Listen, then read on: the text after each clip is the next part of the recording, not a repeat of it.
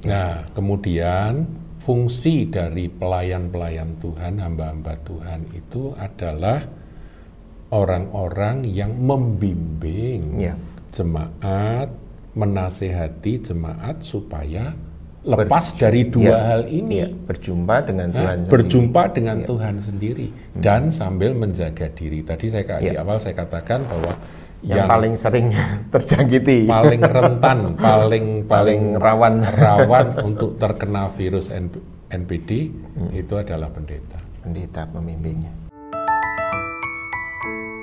Shalom saudara-saudari terkasih dalam Kristus.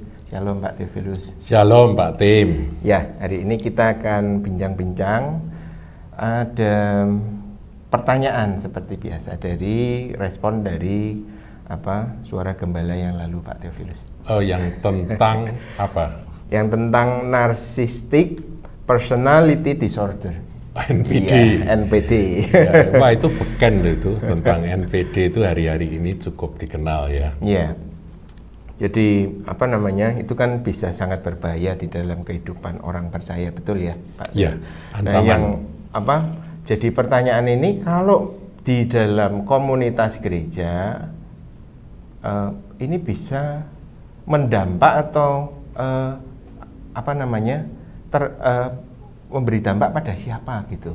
Siapa yang biasanya terkena NPD atau yang punya potensi untuk terkena disorder ini? Iya, jadi kita anggap aja NPD ini sebuah virus atau penyakit. Yeah. Siapa yang paling rentan untuk terjangkiti oleh NPD? Iya, kalau di dalam komunitas gereja, ya maaf kata Pak Tim, itu adalah para hamba-hamba Tuhan.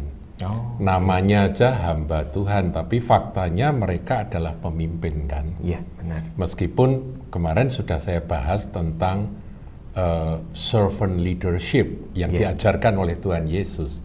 Tapi disitulah ancaman terkena virus NPD itu memang yang paling berbahaya adalah para hamba Tuhan. Karena apa? Karena hamba Tuhan itu kan berbicara. Dia didengar oleh jemaat. Dan untuk dalam satu ukuran tertentu dia dijadikan panutan. Jadi jemaat itu mendengarkan akan suara dari pendetanya, dari gembalanya. Sehingga sang gembala, sang pendeta ini otomatis kan dia menarik perhatian. Ya, ini kata menarik perhatian jemaat kepada dirinya ini harus diwaspadai. Yang benar, dia mengajarkan kebenaran dan menghantar, membawa, membimbing jemaat itu untuk melekat berfokus pada Tuhan Yesus, gembala yang sejati, gembala agung. Nah, kita para hamba Tuhan, ini Pak Tim juga hamba Tuhan ya, kita ini harus menempatkan, memposisikan diri kita sebagai hamba yang mana kita hanya menyampaikan apa yang Tuhan mau. Nah, itu harus terus-menerus dijaga. Kalau enggak, penyakit NPD ini bisa menjangkiti akan pendeta-pendeta gembala sidang. Tidak heran Pak Tim bahwa kita banyak melihat hamba Tuhan yang berpotensi untuk NPD ini benar-benar jadi NPD. Ini kan mengerikan ya, sampai akhirnya jadi kultus individu dan sebagainya. Apa kesesatan, kemudian pengajaran aneh-aneh itu juga bisa ujung pangkalnya dari disorder semacam ini, Pak? Iya, ini kan setan. Setan memakai akan kelemahan-kelemahan dari karakter manusia yang sudah jatuh dalam dosa ini, itu didorong oleh iblis. Nah, itu kan dari sisi kita sebut psikologi itu kan menarik ya Pak Theo. Kalau orang-orang NPD ini kan punya kecenderungan ingin menonjol semacam itu. Iya, merasa diri sangat penting. Merasa sangat penting seperti yang kemarin dijelaskan. Nah, kalau sisi sebaliknya bagaimana Pak Theophilus? Mengalami Kalau tadi kan pengen menonjol, pengen Sama-sama dikagumi. disordernya ya. Sama disorder, cuma ini kayak minder gitu bahasa Bahasa kunonya. sehari-hari ya. Bagaimana? Iya, memang ada. Jadi kalau NPD, Narcissistic Personality Disorder ini kutub utaranya, maka kutub selatannya, jadi polar yang satunya, ini kan dua kutub. Polar yang satunya itu disebut dengan AVPD. AVPD. Ya, ini bahasa Inggris, Avoidant Personality Disorder. Oke. AV-nya itu avoidant. Nah, artinya gangguan kepribadian menghindar. Menghindar, menarik Jadi, diri. Menarik diri. Ya, dia pokoknya menghindar. Avoid itu kan menghindar. Nah, jadi ini bertolak belakang dengan NPD. Oke. Ya. Nah itu apa? Apakah ada ciri-ciri tertentu dari orang-orang yang sampai dikategorikan mengidap AVPD? AVPD, cirinya ya ada banyak, tapi bisa diringkas jadi 5. Ya. Tapi yang jelas, Pak Tim, orang AVPD ini kan kebalikan dari NPD ya. Pertama itu merasa diri jelek. Merasa diri jelek. Rendah diri.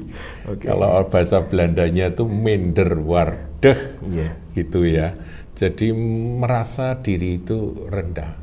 Jadi self esteem dirinya itu sangat jelek. Kemudian yang kedua, akibatnya orang-orang AVPD itu sangat sensitif, terlalu sensitif terhadap kritik ataupun penolakan.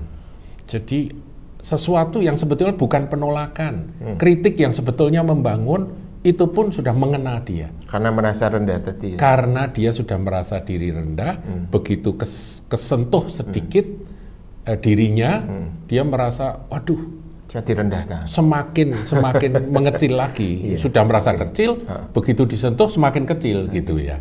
Merasa diri itu kecil dan tidak berarti. Sensitif ya.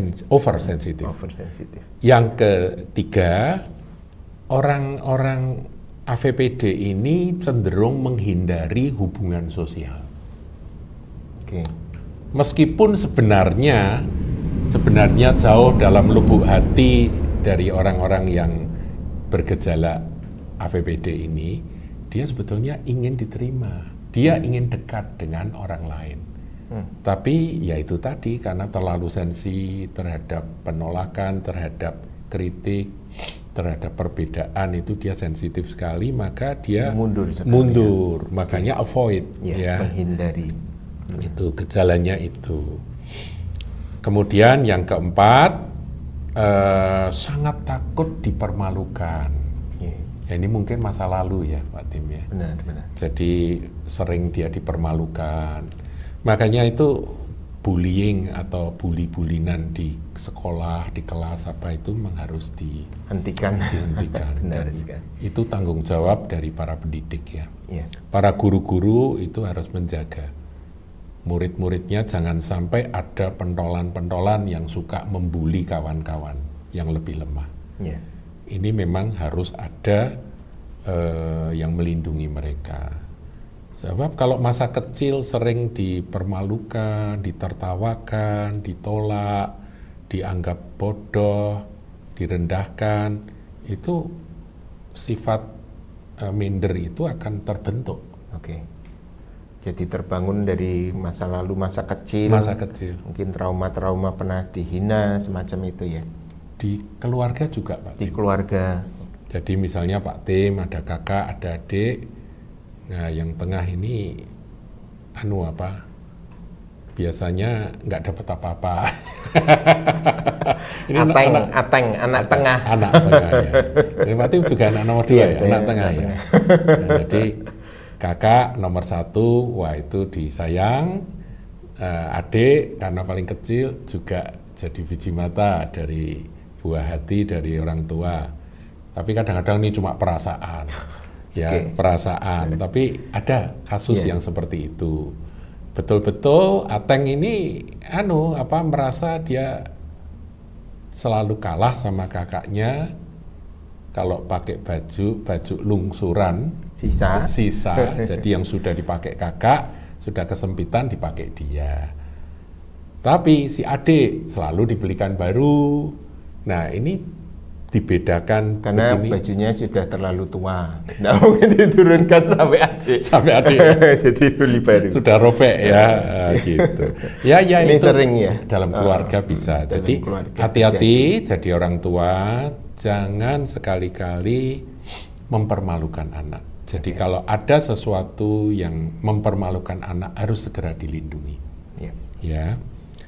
Jangan terus justru dihajar, dipermalukan di depan kawan-kawan, di depan kakak adik, itu jangan sampai.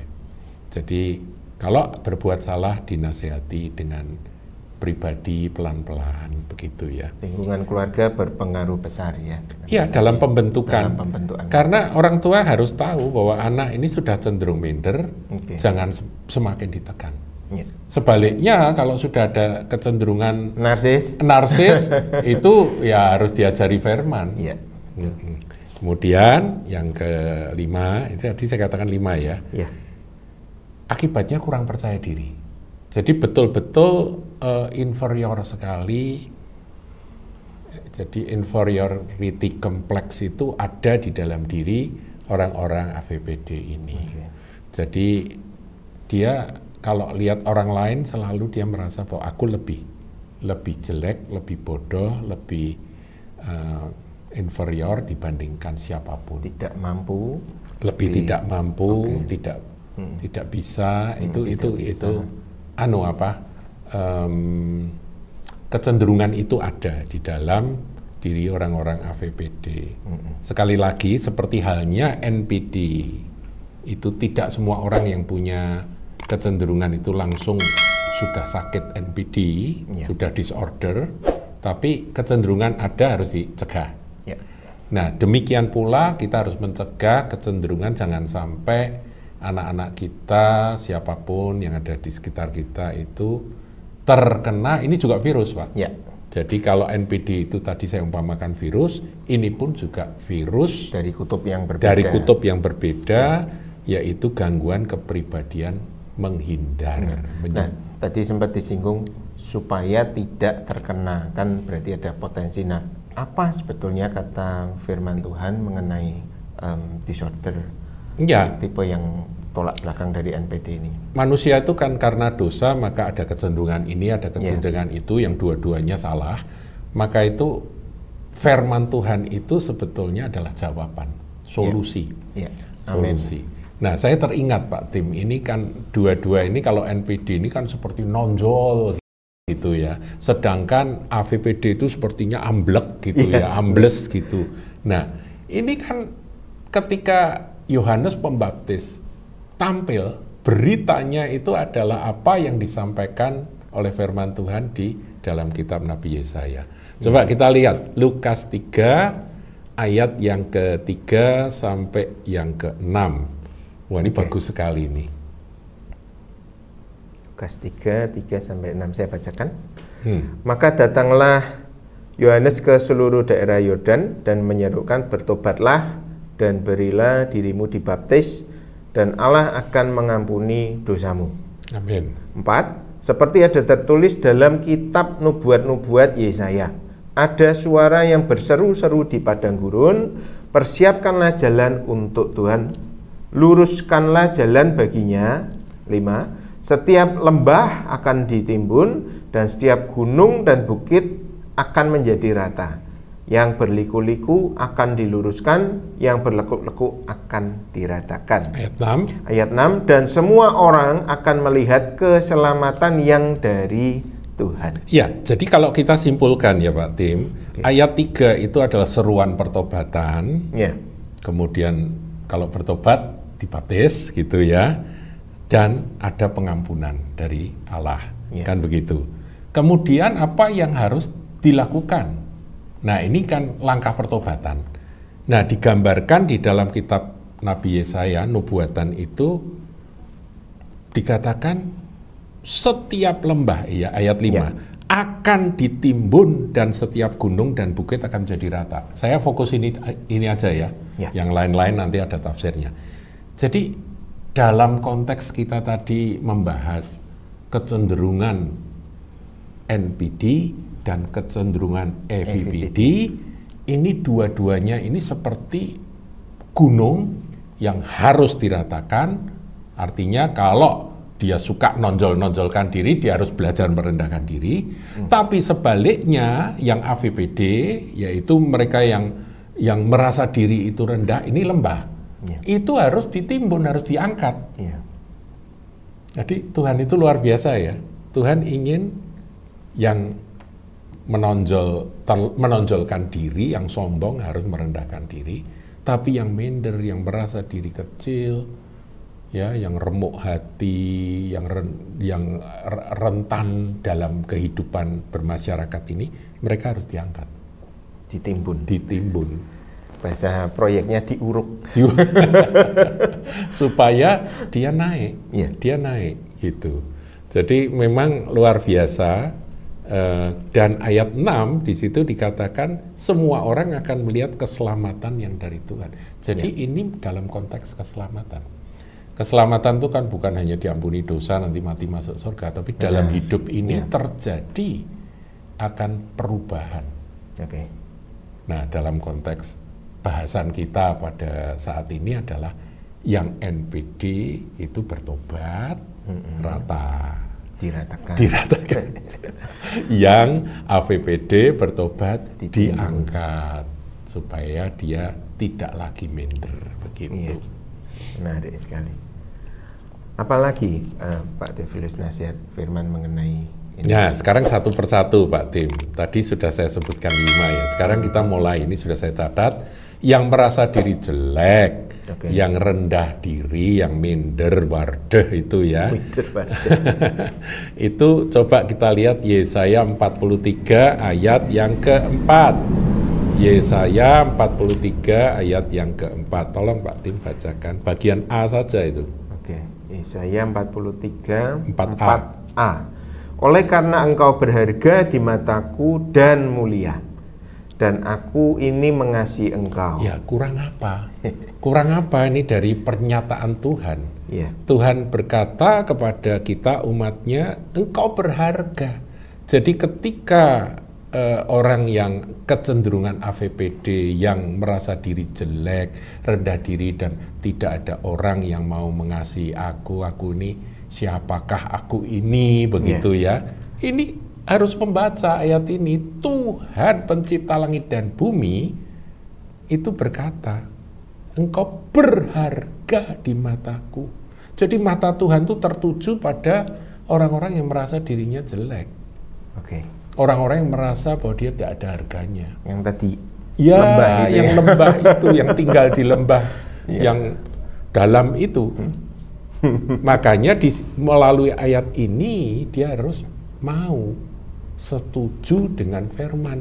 Kalau Tuhan berkata aku berharga, maka ya aku berharga. Pak Tim berharga, maka Pak Tim berharga. Ngerti ya? Di mata Tuhan. Manusia mau bilang apa, ya itu bukan validasi kita. Kita butuh validasi yang dari sorga. Nah, yang menciptakan saya itu berkata, engkau berharga di mataku. Ini ada lagunya bagus ya. Kau berharga di mataku, ya. Dan mulia. Ini kadang-kadang kalau kata precious itu mulia itu kan saya jadi teringat dengan precious stone. Apa itu? Batu permata. Berharga, bernilai. Pak Tim pernah tahu harganya batu permata yang namanya precious stone itu? Bisa sampai tidak terhingga, Pak Theophilus. Saya itu pernah diajak kakak saya pergi ke ini orang yang orang kaya yang punya precious stone itu. Saya cuma ikut aja. Kakak saya suka lihat-lihat itu, beli itu, dan kadang-kadang juga mengkoleksi akan precious stone itu. Nah, ada satu batu blue sapphire, tapi besar. blue sapphire besar gitu ya, biru tua gitu, cutting, jadi sudah dipotong rapi begitu dan sudah ada cincin emasnya. Saya lihat gitu karena ada di depan saya ya saya pakai, pas gitu ya. Kakak saya ketawa, terus kakak saya tanya, kamu tahu itu harganya berapa? Nggak tahu. Saya bilang nggak tahu. Terus itu waktu itu. Terus saya copot lagi, saya taruh, terus kakak saya bilang sama pemiliknya, berapa ini Pak harganya? Oh itu 250. Waktu itu 250 juta itu adalah satu buah mobil Mercy yang termahal. Oke. Mercy Cat's Eye waktu itu apa itu? Mercy Tiger Cat's Eye itu mobil Mercy kalau baru itu harganya segitu. Secincin tersebut. Ya itulah precious. Tuhan. Padahal satu mobil Mercy Tiger waktu itu bisa beli rumah gitu mungkin ya. Iya, rumah lebih murah dari itu. Lebih murah dari ya Mercy tergantung Tiger. rumahnya. Kalau rumah-rumah yang sudah bisa dihuni seperti rumah saya sekarang itu harganya enggak sampai segitu. Nah, jadi kalau Tuhan berkata engkau mulia, berharga, harganya seberapa? Mulia, precious. Itu berarti seharusnya kita percaya Tuhan atau percaya pada diri kita sendiri. Nah itu harus mulai percaya pada firman dan janji Tuhan. Iya, perkataan Tuhan ini adalah kebenaran. Amin. Ya, Yohanes 17 ayat 17 ya. Firman-Mu adalah kebenaran. Jadi ini yang benar. Yang benar itu kita ini berharga, kita ini mulia. Dan kalimat terakhir katakan, aku ini mengasihi engkau. Jadi kita ini dikasih Tuhan. Amen. Jadi kalau kita ini kurang kasih, ada Tuhan yang mengasihi kita. Karena kita ini berharga dan kita mulia. Nah, disinilah karya penebusan Kristus itu jadi kita pahami. Kenapa sih kok Tuhan Yesus itu sampai mengorbankan dirinya mati di kayu salib supaya kita ini bisa ditebus? Ya. Karena kita berharga. Taruh kata nih ya, Pak Tim punya apa barang antik, barang berharga. Karena satu kebutuhan digadaikan sama keluarga gitu ya. Pak Tim lihat itu berharga sekali, itu mulia sekali barang itu. Akhirnya Pak Tim nebus, ngerti ya? Kenapa ditebus? Dengan harga yang sangat mahal. Nilainya melampaui harga gadai tadi ya mungkin ya.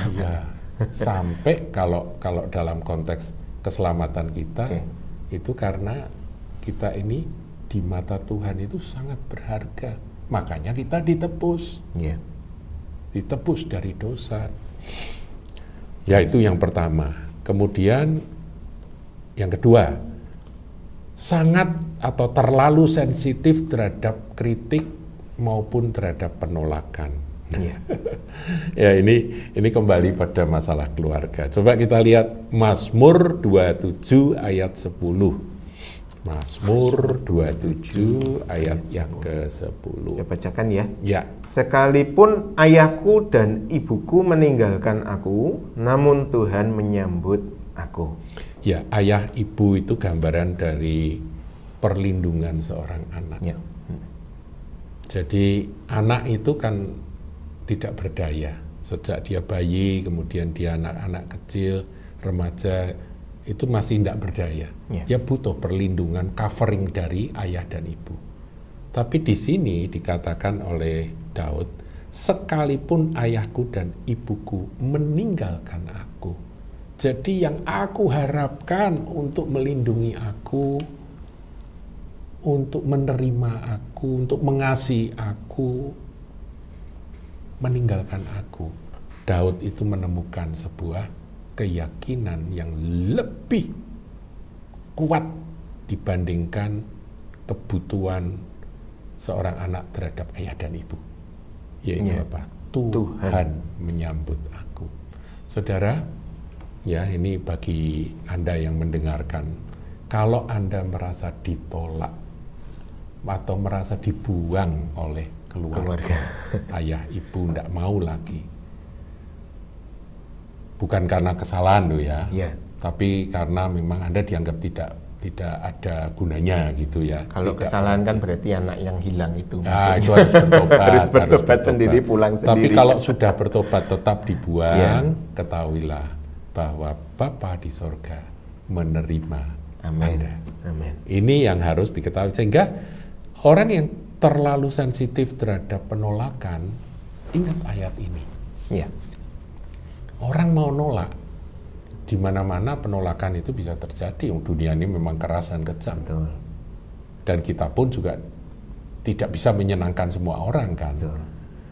Jadi kalau ada penolakan, ya sudah diterima saja, tidak usah sakit hati. Ingat ayat ini, bahwa aku berharga di mata Tuhan, aku mulia di mata Tuhan, dan Tuhan mengasihi aku. Sekalipun orang yang terdekat yang aku harapkan menolak aku, tetapi Tuhan menyambut aku. Wow. Ini harusnya. Jadi memang jawaban dari AVPD itu adalah kembali ke firman. Seperti halnya kemarin kita membahas tentang jawaban MPD harus kembali ke firman. AVPD ini kan cukup sulit Pak Theophilus. Dia belum ditolak sudah merasa dulu. Itu. Nah ini makanya orang semacam ini kan susah maju ini. Nanti terhambat sendiri ya. Jadi penolakan yang belum tentu ada gitu. Itu yang ada di dalam dalam angan-angannya dia saja. Yang ketiga, menghindari hubungan sosial meskipun sebenarnya dia butuh. Ya, meskipun dia sebenarnya ingin dekat dengan orang lain, tapi dia menghindari. Mungkin karena takut ditolak, takut dianggap jelek, takut nanti mengecewakan. Takut tersakiti. Jadi dia kan oversensitif ya. Jadi daripada tersakiti lebih baik aku menyendiri. Jadi orang-orang yang menyendiri itu harus ngoreksi diri, harus meneliti apakah ada serangan dari iblis yang namanya AVPD. Avoidant Personality Disorder, gangguan kepribadian menghindar. Iya. Nah, ini ada ayat yang bagus. Menghindari hubungan sosial, nggak mau masuk dalam kelompok komunitas dan sebagainya. Coba Matius 5 ayat yang ke-13 sampai 16. Oke, Matius 5:13. Kamu adalah garam dunia.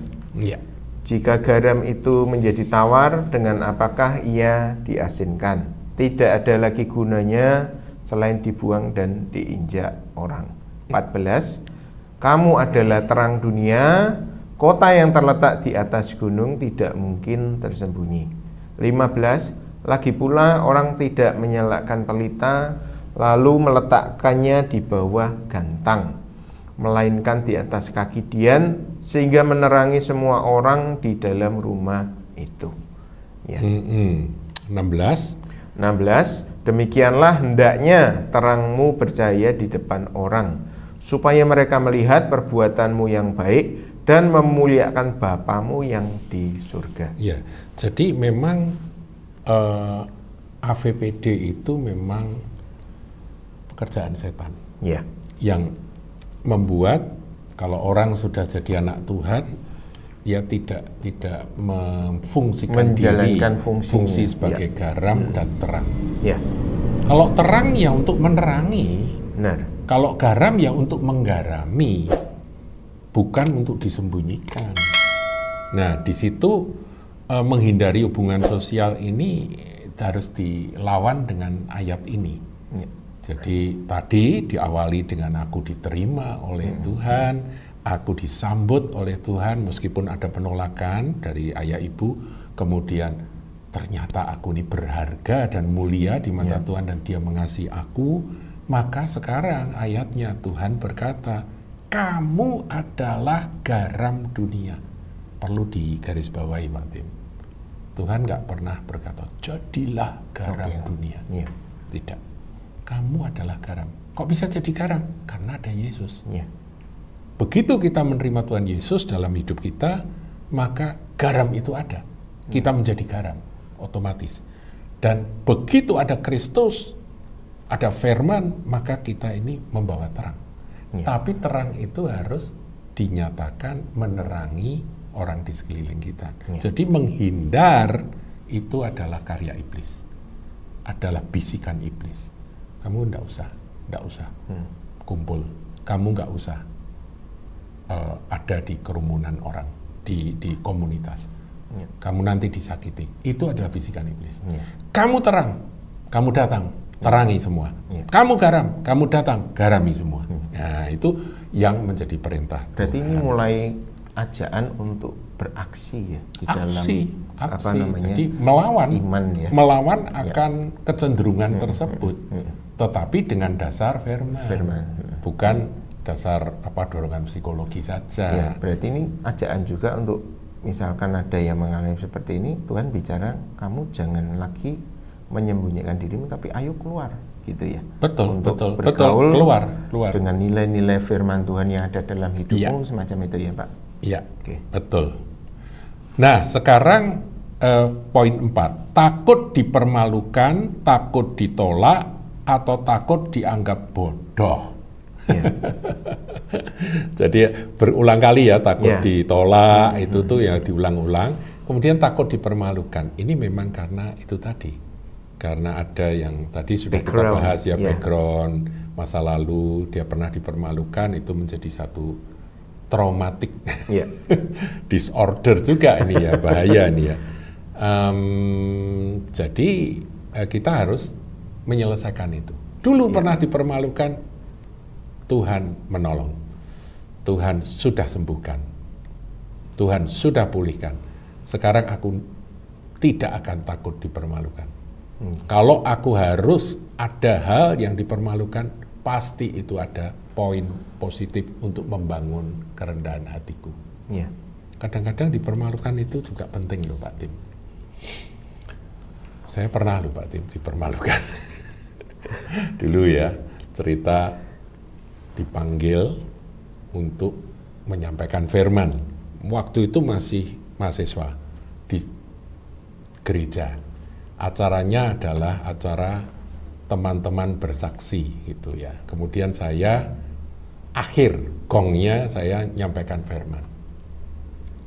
Nah, saya sudah siap, siapkan firman itu di gereja, itu acara kaum muda. Kemudian teman-teman ini bersaksi. Satu bersaksi bagus, semua terpukau.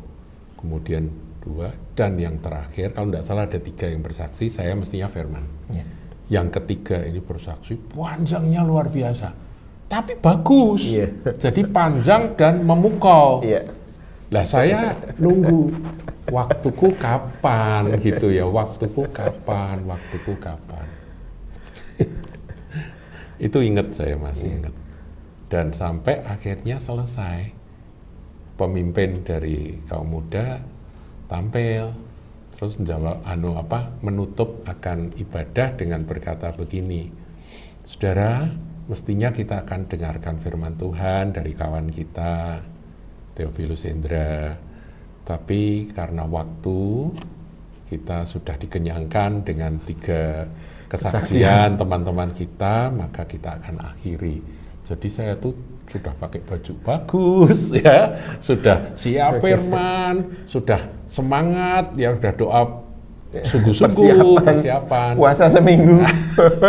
Enggak puasa, tapi sungguh-sungguh lah persiapan. Nah ternyata begitu ditutup, dan yang paling membuat saya tuh rasanya malu banget itu apa?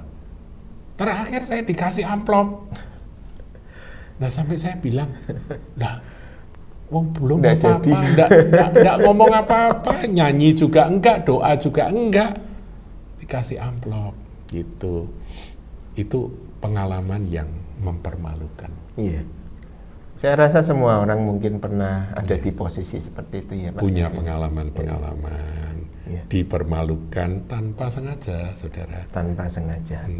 Jadi ada saudara-saudara yang memperlakukan kita karena situasional. Tapi orang kalau sudah ada kecenderungan AVPD, ya saya sendiri menilai diri saya ada kecenderungan ini, kecenderungan AVPD. Ini berat. Ya. Ada gitu tuh, gitu tuh, malu gitu, ya. Takut ditolak. Semacam, nah bener toh, kamu ditolak. Kenyataan ya, bahwa kenyataan kamu memang kamu tidak berharga, kamu tidak itu. cukup baik, ya itu tuduhan-tuduhan itu bisa datang. Nah, peristiwa semacam itu memang berulang kali terjadi. Beberapa kali, tapi saya sekarang ingat dan saya bisa cerita begini dengan enteng, karena saya percaya itu semua bermanfaat. Ya. Jadi jangan dianggap bahwa pengalaman-pengalaman yang ya rasanya bikin kita malu itu Tuhan izinkan pasti untuk satu tujuan. Ya. Jadi jangan dianggap bahwa itu tidak berguna. Kita belajar untuk menerima situasi, menerima keadaan, merendahkan diri, ya jangan meninggikan diri. Nah, itu bagus tadi rem buat kita. Kadang malah ujiannya tepat sasaran seperti itu ya. Betul. Pada waktu kita dibangun untuk menjadi percaya pada Tuhan, tidak takut ditolak, justru kita ditolak seperti itu. Ya memang betul. Seperti kita nih berdoa minta kesabaran, dibikin tidak sabar. Gitu dibikin tidak sabar. Nah, 1 Korintus 1 ayat 25 itu tentang dianggap bodoh itu ya. 1 Korintus 1:25 saya bacakan. 1 Korintus 1:25, sebab yang bodoh dari Allah lebih besar hikmatnya daripada manusia, dan yang lemah dari Allah lebih kuat daripada manusia. Ya itu. Jadi manusia siapapun kalau kita ini percaya pada firman dianggap bodoh, tapi karena iman kita pada kebenaran firman itu jangan takut. Jangan khawatir, karena yang bodoh dari firman ini, dari Allah ini, manusia sepintar apapun sebetulnya nggak lawan. Tidak bisa dibandingkan, gitu. Nah, ini 1 Petrus 2 ayat 6 ini juga bagus ini. 1 Petrus 2:6. Ya, ini tentang dipermalukan tadi. Sebab ada tertulis dalam kitab suci, sesungguhnya aku meletakkan batu di Sion, sebuah batu yang terpilih, sebuah batu penjuru yang mahal, dan siapa yang percaya kepadanya tidak akan dipermalukan. Amen. Kalau percaya pada batu penjuru itu, yaitu Tuhan Yesus Kristus, itu kita tidak akan dipermalukan. Ya. Jadi itu janji Tuhan, ya kita pegang aja. Jadi peristiwa apapun itu Tuhan izinkan terjadi itu justru positif, tidak akan mempermalukan kita. Jadi jangan takut dipermalukan, asal memang bukan karena kesalahan kita, bukan karena kita melakukan sesuatu yang mempermalukan diri. Kalau situasi itu membuat kita seakan-akan jadi tidak terpakai, tidak berguna, nggak apa-apa. Kita Tuhan, asal Tuhan tidak menganggap kita seperti itu, it's okay. Percaya, cukup. Percaya cukup. Validasinya dari surga. Iya, benar. Ya, kemudian yang terakhir yaitu kurang percaya diri. Ya, ini dihinggapi inferiority complex ini bahaya nih. Jadi self esteem yang rendah ini inferior terhadap orang lain, dia selalu ngukur diri, banding-bandingkan diri, rendah, tidak mampu dibanding orang lain gitu ya. Ya itu kayak lagunya, wong kayak ngene kok dibanding-banding. Populer ya. Nah itu banding-banding, itu memang orang tua jangan banding-bandingkan. Ya. Jangan, masing-masing anak punya keunikan. Ya. Dan ini nasihat yang sangat berharga di parenting ya. Parenting, ya, betul. Pak Theophilus, karena memang terbentuknya watak pribadi seseorang sangat dipengaruhi dari background masa kecilnya ya di dalam keluarga ya. Iya. Orang kalau sudah punya kecenderungan, lingkungan itu yang menjadikan. Kecenderungannya NPD dimanjakan jadi. Jadi kecenderungannya AVPD ditekan. Jadi direndahkan, dihina. Jadi iya. ini memang bahaya. Nah, firman Tuhan ini mengajar kalau kurang percaya diri, inferior, kita lihat siapa yang menyertai kita. Iya. Ya kan? Kita seringkali katakan, tak oleh kuat, tak oleh gagah, oleh rohku, kata Tuhan. Nah, kalau roh Tuhan menyertai kita, lah kurang apa? Ya. Roh dari pencipta itu ada di dalam kita. Nah, itu Yohanes 14 ayat 16, coba Pak Tim. Yohanes 14. Kalau kita percaya 16. Ini saja, udahlah. Kurang percaya diri itu tersingkir. Yohanes 14:16. Aku akan minta kepada Bapa dan Ia akan memberikan padamu seorang penolong yang lain, supaya Ia menyertai kamu selama-lamanya. Iya. 17 yaitu roh kebenaran. Parakletos, Ya. penolong. Nah, penolong yang lain yang dijanjikan Tuhan itu tinggal di dalam kita, menyertai kita selama-lamanya. Amin. Jadi sampai nanti kita pulang ke surga, rasa percaya diri kita bukan karena NPD, Ya. narsistik, bukan. Tapi karena aku percaya Tuhan, Ya. aku percaya firman, aku percaya janjinya, aku percaya Roh Kudus yang menyertai aku. Nah, selama itu kita bangun, hidup demi iman itu kita bangun, maka kita mungkin saya tidak cocok dengan atau kurang setuju dengan istilah percaya diri. Enggak. Iya. Percaya Percaya Tuhan, percaya firman, percaya akan penyertaannya. Lah Iya. itu lebih dari percaya diri. Nah. Percaya diri itu NPD. Iya. Over tapi ya. Nah, bolehlah pakai istilah, wah kamu sekarang pede ya. Iya pede, tapi tak oleh kuat, tak oleh gagah, tapi karena ada roh. Iya. Nah, sekarang Tuhan Yesus sendiri juga berjanji, Matius 28 ayat 20. Matius 28. Jadi percaya pada Dia yang menyertai Iya. kita. Matius 28:20, dan ajarlah mereka melakukan segala sesuatu yang telah kuperintahkan kepadamu. Dan ketahuilah aku menyertai kamu senantiasa sampai kepada akhir zaman. Amin.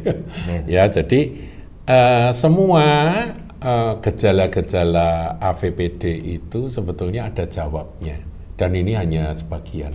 Saudara baca firman, ada banyak sekali ayat-ayat yang Anda temukan, yang mana itu menjadi counter atas bisikan iblis yang membuat kamu jelek, Ya. kamu tidak usah dekat-dekat sama orang banyak, kamu nanti dipermalukan dan sebagainya. Tuhan sudah menjawab dalam firman-Nya. Amin. Nah, gini Pak Tim, ini tadi kan tentang AVPD ya, Ya. yaitu sisi kebalikan dari NPD, tetapi ini sebetulnya dalam konteks harga diri atau rasa berharga diri itu. Kalau NPD terlalu tinggi, kalau AVPD terlalu rendah, yang tadi bukit dan lembah itu tadi ya. Tetapi ada juga kelompok yang berseberangan dengan NPD, namanya DPD. DPD. Wah, apalagi itu Pak Theophilus? Bukan Dewan Perwakilan Daerah ya, bukan ya. DPD ini singkatan dari Dependent Personality Disorder. Oke. Jadi gangguan kepribadian tergantung. Iya. Nah, ini sebetulnya lebih ke arah kebutuhan hubungan dari orang-orang yang AVPD tadi. Orang-orang yang AVPD tadi itu dalam praktek pergaulan itu bisa menjadi seperti apa yang disebut dengan DPD atau DPD ini. Atau bisa keduanya ya mungkin ya. Ya, bisa duanya. Mengidap keduanya. Bisa. Atau ya pokoknya ini dua-duanya berlawanan, tapi reaksinya itu di dalam hubungan ada yang menarik diri, aku tidak mau kumpul orang, tapi ada yang menjadi tergantung. Menjadi tergantung. Nah, kepribadian tergantung ini mereka menjadi pribadi yang ingin dilindungi. Karena dia merasa aku butuh pelindung. Gitu. Nah, ini kan banyak ya di film-film kisah tentang apa anak-anak muda. Kenapa mereka join ke geng-geng tertentu, atau kelompok-kelompok berandalan tertentu seperti itu ya? Karena adanya ini, adanya kecenderungan dependent personality disorder, dan ini berbahaya. Jadi orang tua harus ngamati pergaulan anak dan ngasih masukan-masukan pendidikan supaya kalau kamu ada kecenderungan ingin dilindungi, ya ketahuilah pelindungmu itu adalah Tuhan. Ya. Kalau kamu punya Roh Kudus, maka tak oleh kuat, tak oleh gagah. Dia yang menyertai kamu lebih besar dari semua. Itu harus ditanamkan pada anak-anak. Doa-doamu didengar oleh Bapa Surgawi.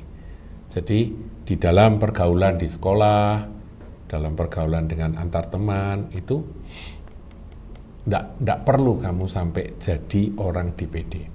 Ya. Orang DPD itu ingin dilindungi, kemudian tidak berani ngambil keputusan, Pak Tim. Wow.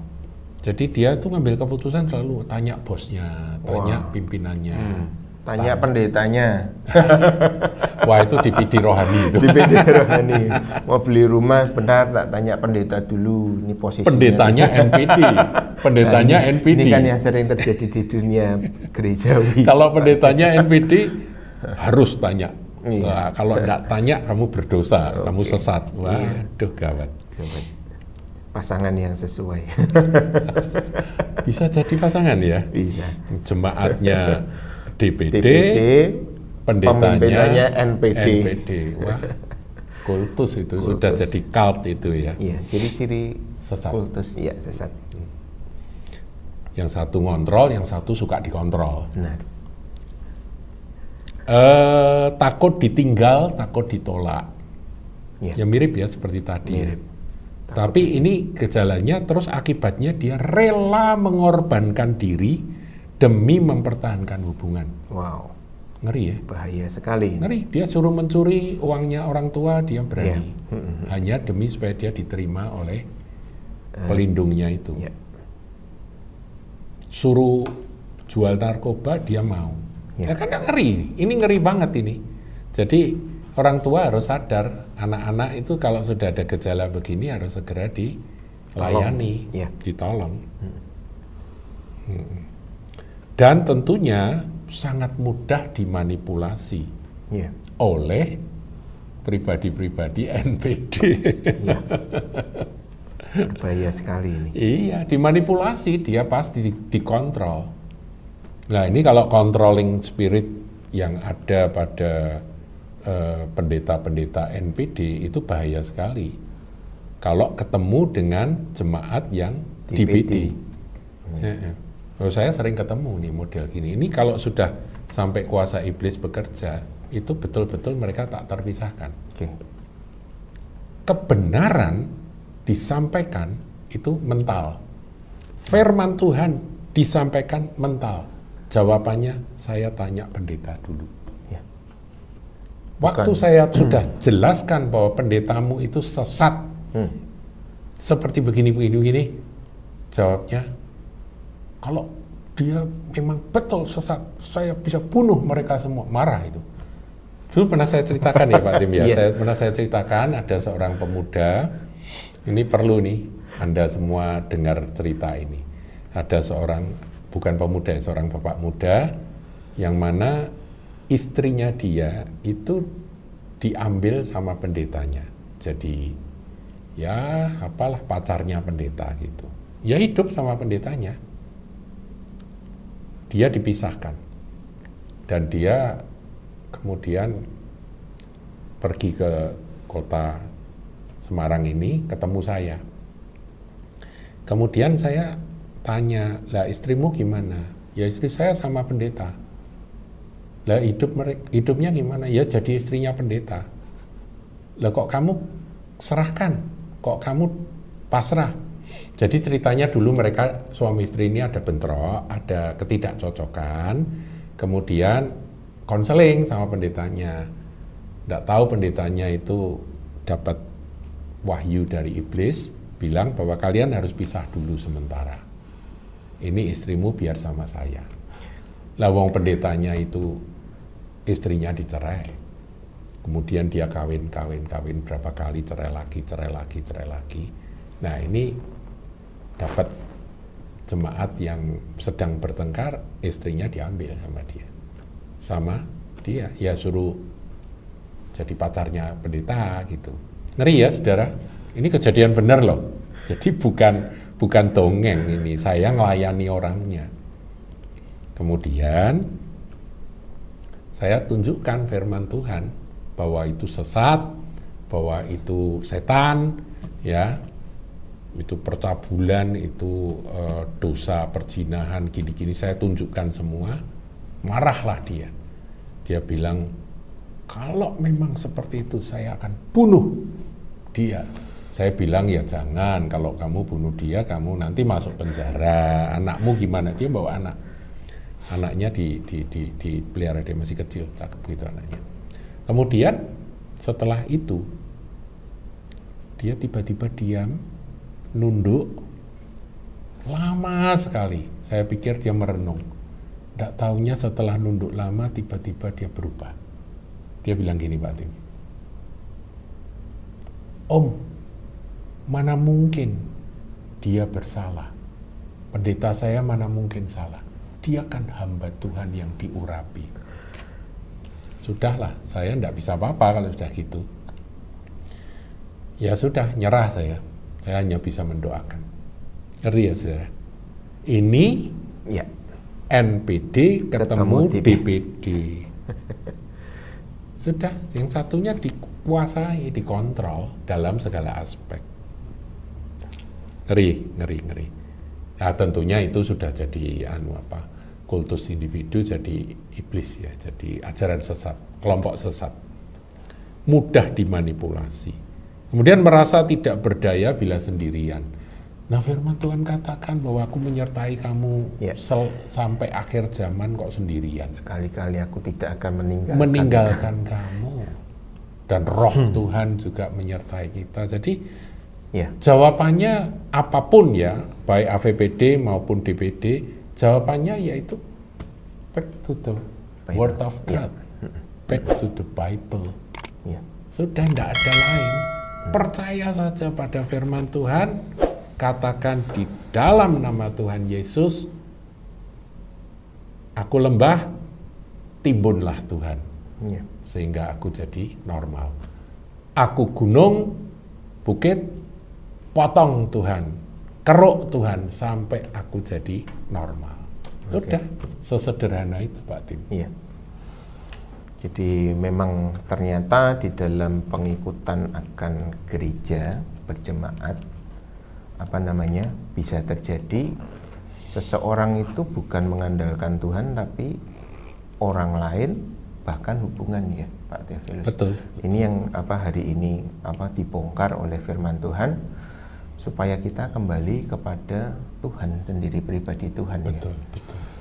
Nah, kemudian fungsi dari pelayan-pelayan Tuhan, hamba-hamba Tuhan itu adalah orang-orang yang membimbing jemaat, menasehati jemaat supaya lepas dari dua hal ini. Berjumpa dengan Tuhan sendiri. Berjumpa dengan Tuhan sendiri dan sambil menjaga diri. Tadi di awal saya katakan bahwa yang paling sering terjangkiti, paling rentan, paling rawan untuk terkena virus NPD itu adalah pendeta pemimpinnya.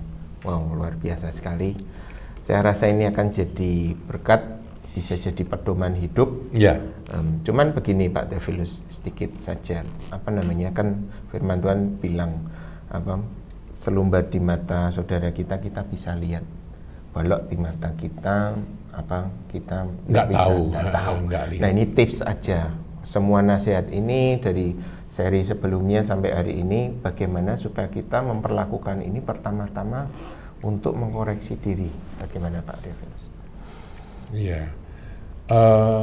Ada baik kalau misalnya di dalam M3 di dalam itu dibahas, kemudian ada keterbukaan. Saya punya, tadi kan saya bilang bahwa saya ada kecenderungan untuk AVPD, itu saya. Nah, Pak Tim saya tidak tahu kecenderungannya kiri atau kanan nih. Atau mungkin tiga-tiganya. Bisa jadi, bisa jadi kombinasi ya. Kita ini kan apa ya, produk cacat ya. Kita ini terlahir dalam kondisi berdosa. Ya. Tapi oleh kasih karunia Tuhan kita diterima dan kita diangkat menjadi anak-anak Allah. Nah, yang penting adalah itu tadi, bertobat tadi. Ya, jadi bertobatlah itu tadi seruan dari Yohanes Pembaptis tadi, bertobat, kemudian memberi diri baptis dan kemudian diampuni dari segala dosa itu dulu. Ya. Kemudian ya kalau kecenderungannya NPD, Bukit, ratakan, rela. Nah itu tadi, jadi harus ya mau sadar diri. Ya. Mungkin diri sendiri tidak bisa, makanya saya bilang di dalam saudara seiman ya. Iya, dalam kelompok Komsel ya. Itu di dalam M3 atau Komsel itu nanti bukan saling tuduh, bukan, tapi saling mengingatkan gitu. Okay. Nah demikian yang AVPD, ayo diangkat, diangkat. Yang DPD juga jaga, jangan sampai, dan juga terhadap anak-anak kita. Sebab ini biasanya kan dimulai di masa kecil. Ya, oke. Cukup jelas sekali Pak Theophilus untuk hari ini. Terima kasih. Dan kita berdoa ini bisa jadi berkat dalam kehidupan kita. Tuhan Yesus memberkati kita semua. Sampai jumpa lagi. Shalom. Shalom. Jangan lupa like, comment, share, dan subscribe channel GKBK Hal Semarang.